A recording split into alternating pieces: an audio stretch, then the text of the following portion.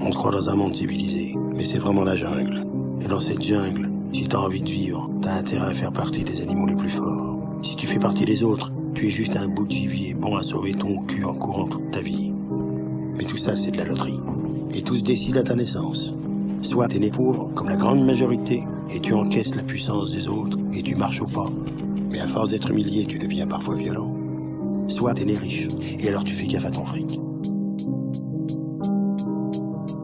On ne pense pas une plaie ouverte en mettant un sparadrap dessus. L'alcool désormais se boit pour guérir nos blessures. On détruit notre foi tout en gardant la foi. Et on essaie chacun sa façon de trouver sa voie. On ne s'entend plus à cause du bruit des explosions. Nos corps sont devenus de la chair à canon. Laisse-moi pleurer quand je vois l'état de notre monde. Laisse-moi penser qu'on a pété les plombs. Chaque jour on déverse des torrents de larmes. Nous jouons sourds et n'entendons pas l'alarme. Petit à petit, enseveli par la lave, le volcan s'est réveillé, l'éruption a brisé le calme. En hiver on brûle, sous un soleil de plomb. On a déréglé la nature et changé les saisons. Les fous sont devenus les personnes les plus raisonnables. Nous vivons dans un gigantesque asile décapotable. Nos cœurs et nos cerveaux sont malades, nous sommes en phase terminale. Et les médecins sont tous en grève générale. On se soigne avec la drogue et les médicaments, mais ce sont des placebos qui nous tuent plus rapidement. Nos cicatrices nous marquent à vie, impossible de les effacer. On pleure les absents et on pense aux rescapés. Combien de temps allons-nous encore tenir avant de jeter l'éponge, à finir sous ou à se jeter du haut d'un pont? On se donne ou on donne la mort. C'est la seule chose que nous sommes capables de partager encore. Certains trouvent le courage pour vivre, d'autres pour se suicider. Et ce n'est certainement pas moi qui vais blâmer ces derniers. À quoi bon vivre quand tout espoir a disparu?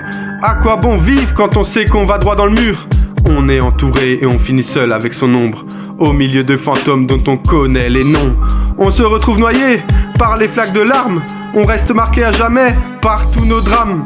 Les maisons se vident et les foyers se séparent. On devient solitaire le jour où on n'a plus personne à voir. Pour rester unis, nous avons besoin de l'aide d'un psy, ainsi que d'un coach pour nous dire comment nous conduire.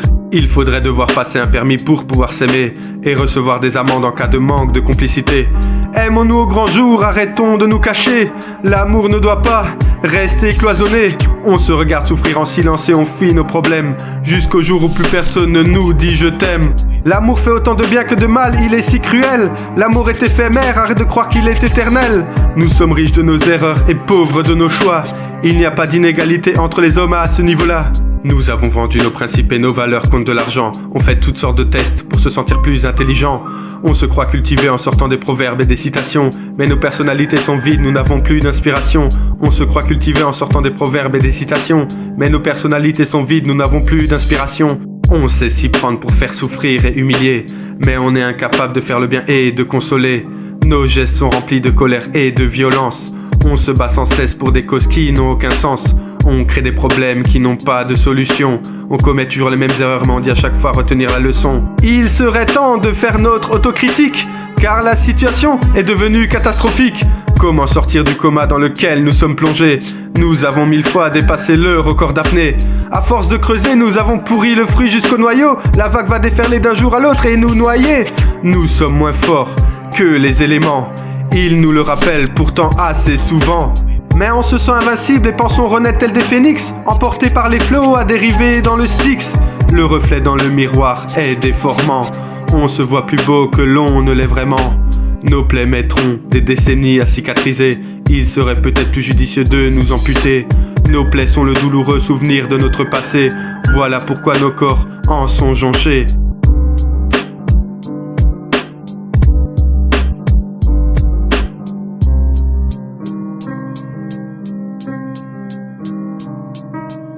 Tu fais comme les autres, et tu fais semblant d'aimer ta femme, tes enfants, tes amis, comme eux font tous semblant de t'aimer. Mais le jour où ta vie ou ta maison prennent feu, que tes rêves de petits bourgeois s'écroulent, et que tu n'as plus rien à leur donner, tes frères, tes soi-disant amis, ils se rejoignent tous pour t'écraser, en silence, tout en faisant semblant de vouloir t'aider.